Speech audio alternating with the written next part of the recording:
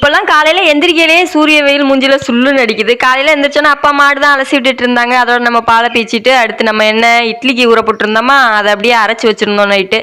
அதுக்கு தேங்காய் சட்னி வைக்கலாம்னு நம்ம கோயிலேருந்து அர்ச்சனை பண்ணிட்டு வந்திருந்த தேங்காயெல்லாம் கிடந்துச்சு. அதெல்லாம் எடுத்து தான் திருவிக்கிட்டு இருந்தேன். நம்ம பின்னாடி ஒரு ஆள் ரொம்ப நேரமாக உட்காந்து என்னமோ பண்ணிட்டு இருந்திருக்கு. இப்போ வீடியோவில் தான் பார்த்தேன். என்னத்தையோ எனக்கு தெரியாமல் எடுத்து தின்னுக்கிட்டு தான் இருந்திருக்கேன். சரி அதை விடுங்க, அதை அப்புறம் பார்த்துக்கிடுவோம்.